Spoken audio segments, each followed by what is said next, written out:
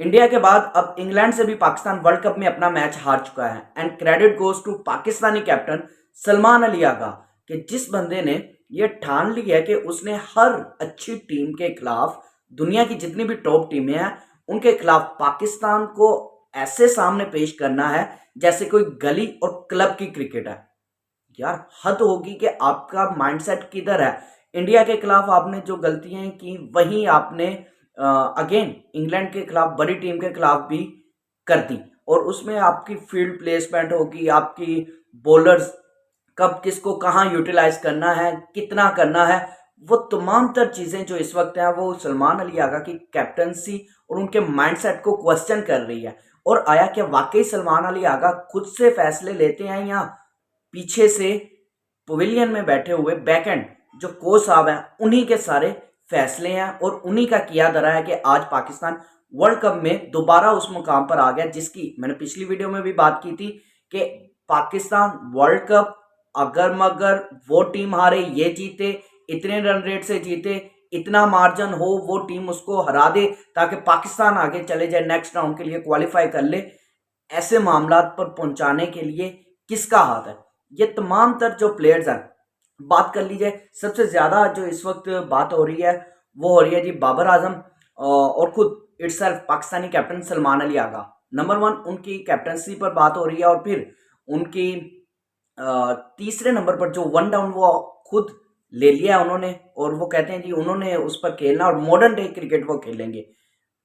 कुछ सीरीज में हमें दिखाई दिया, होम ग्राउंड ऑस्ट्रेलिया के खिलाफ उन्होंने अच्छा परफॉर्म किया, श्रीलंका के खिलाफ एक सीरीज में उन्होंने वन डाउन आकर अच्छा परफॉर्म कर दिया एक मैच में। तो उसके बाद लगा ये कि जैसे सलमान अली आगा ने शेप दे दी है कि पाकिस्तान टॉप ऑर्डर में जो है वो उखाड़ कर रख देगा सबको, पर ऐसा नहीं मुमकिन हो पाया क्योंकि जैसे ही वर्ल्ड बेस्ट टीम्स आपके सामने आई हैं सलमान अली आगा फेल हो गए और एज अ टीम कैप्टनसी के एतबार से भी उन्होंने देखे तो उन्होंने पाकिस्तान की टीम को कहीं का नहीं छोड़ा। हर बड़ी टीम जो है वो पाकिस्तान को आसानी से हराती जा रही है। इसकी वजह उनका माइंडसेट भी है। खुद वन डाउन आने के बाद आपने बाबर आजम पर भी एक्स्ट्रा प्रेशर क्रिएट कर दिया हुआ कि वो नंबर 4 पर खेले। अब माइक हैसन साहब पाकिस्तान के कोच, उन्होंने उस दिन कहा जी बाबर आजम को हम एक सर्टन रोल के लिए इस वर्ल्ड कप में वापस लाए हैं, यानी कि उन्हें नंबर 4 पर खिलाकर आप वो जो एशिया कप में हमने देखा था कि पाकिस्तान की बैटिंग जब कोलैप्स कर जाती थी, तमाम तर प्लेयर्स जो थे वो स्ट्राइकिंग एंड से जो इनके माइंड में घुसा हुआ है इस वक्त स्ट्राइक रेट और मॉडर्न डे क्रिकेट, उसके चक्रों में सभी आउट हो जाते थे और सारी टीम ढेर हो जाती थी। इन्होंने चौथे नंबर पर बाबर आजम को इसलिए लाया कि ये वो विकेटें जो गिरती हैं पाकिस्तान की उसे संभाल पाएं और बाबर आजम वहां पर भी इन्हें वो गेम डेवलप और गेम लेकर जैसे चलते हैं वो इनिंग्स खेल कर दिखाएं। लेकिन ये भूल गए कि बाबर आजम हमेशा ओपनर या वन डाउन ही आए हुए हैं और एज अ ओपनर जब आप आते हैं और पूरी गेम को लेकर चलते हैं उसमें उन नंबर 4 की पोजीशन में जमीन आसमान का फर्क है। लेकिन इन्होंने जबरदस्ती बाबर को वहां पर फिट करने की कोशिश की और फिर नतीजा आप सबके सामने है। अब बाबर आजम को अगर आप टीम में लाए हो, आपने देखा कि सलमान अली आगा थ्रू आउट द टूर्नामेंट कहीं क्लिक नहीं कर पाए और उन्होंने वो इनिंग नहीं दी पाकिस्तान को कि जो कंट्रीब्यूट कर पाए पाकिस्तान की विनिंग कोर्स में, कि पाकिस्तान किसी अपनी हार को जीत में बदल पाया हो या फिर कोई सीधा सीधा मैच भी पाकिस्तान जीत पाया हो उस परफॉर्मेंस की बेस पर। तो आपने क्यों नहीं बाबर आजम को वन डाउन प्रमोट किया, या फिर जब आपने देखा कि साइम अयूब भी कोई इतनी अच्छी कारकर्दगी नहीं दिखा पा रहे तो आप बाबर को ओपनर के तौर पर क्यों नहीं लाए। फिर आप इसी तरह फखर जमान के साथ भी पाकिस्तान कर रहा है। अब बात भला क्या, ये दोनों प्लेयर्स ऐसे हैं जब ये टीम से बाहर होते हैं ना तो पूरे पाकिस्तान भर से इनके लिए आवाज उठती है और दूसरा इन पर प्रेशर आता है, लोग इनसे क्वेश्चन करते हैं कि इतने बड़े प्लेयर्स, फखर जमान मैच विनर, बाबर आजम इस वक्त अगर पाकिस्तान की क्रिकेट में देखें तो बेहतरीन प्लेयर जिसको तबाह कर दिया और जो खुद को खुद तबाह करने पर तुला हुआ है। अगर आपको नहीं आपकी डिजायर पोजीशन देते तो भाई ना खेलो, अपने आप को तबाह करने से बेहतर है।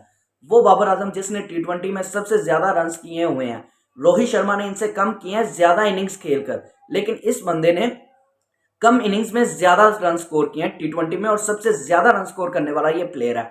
और सेकेंडली इसके अगर आप स्ट्राइक रेट की बात करें तो 128 और उनके जो बाकी प्लेयर्स हैं 134, 138, 140, यानी कि जो टॉप मोस्ट रन स्कोरर है आईसीसी में T20 क्रिकेट में, तो उनके ये स्ट्राइक रेट्स हैं। ज़्यादा फर्क नहीं है, तकरीबन 10-12 का फर्क है। और इस पर जी उन पर तनकीद की गई, उनका माइंडसेट, उनकी क्रिकेट सब कुछ तबाह कर दिया और उससे नुकसान अल्टीमेटली पाकिस्तान को हुआ। क्या पाकिस्तान अब भी पावर प्ले में वही 40-50 या मैक्सिमम 60 रन तक ही जा रहा है? क्या पाकिस्तान ने अब कोई 100 करना शुरू कर दिया पावर प्ले में, कोई 70-80 ऐसा रन पाकिस्तान स्कोर कर रहा है पावर प्ले में? नहीं, वही 50 या मैक्सिमम भी गए तो 60, नहीं तो 40 रन। तो वो क्यों नहीं, वो पाकिस्तान बाबर आजम जिसने इतना डिलीवर किया हुआ है पाकिस्तान को, उससे ले पाया? और क्यों पाकिस्तान ने अपनी क्रिकेट का जो है वो सत्यानाश कर लिया इस मॉडर्न डे क्रिकेट और स्ट्राइक रेट के चक्रों में? ठीक है, दुनिया चलेगी हुई है, लेकिन आपने अपनी नेचर ऑफ गेम को भी देखना होता है और आहिस्ता आहिस्ता चीज़ें डेवलप की जाती है। ये नहीं है कि कोई बंदा आया, किसी को लाया गया और फिर कह दिया गया जी हमने यकसर ही ये चीज़ें तब्दील कर दी। ऐसे नहीं होता। पाकिस्तान ने 164 किया और 166 आखिरी ओवर में इंग्लैंड ने चेस कर लिया और इंग्लैंड ये मैच जीत गई। और चेस करवाने में भी पाकिस्तानी कप्तान का हाथ, उस्मान तारिक ने 1 ओवर में विकेट ले ली, उसके बाद उन्हें लाया ही नहीं गया, उनको संभाल लिया गया। फिर उसके बाद दूसरे बॉलर स्पिनर्स को अपने को पार्ट टाइम शादाब खान और नवाज साइमन समझ नहीं आती कि इनका माइंडसेट क्या है और ये किस तरह बॉलर्स को यूटिलाइज करते हैं, समझ से बाला तरह। और अब श्रीलंका का मैच है, देखें पाकिस्तान उसमें भी कैसा परफॉर्म करता है। अगर वो जीतता है फिर उम्मीदें आ जाएंगी न्यूजीलैंड के हारने पर और फिर श्रीलंका को इतने रन से शिकस्त, वो सारी चीज़ें कि ये इससे इतना हार जाए, ये ऐसे करे। अल्लाह ताला इन प्लेयर्स और इस टीम को चलाने और बनाने वालों को अक्ल और हिदायत दे, यही कह सकते हैं। मज़ीद ऐसी इंफॉर्मेटिव वीडियोज़ के लिए क्रिकेट चैटर्स को सब्सक्राइब करें और लाइक शेयर करना मत भूलें।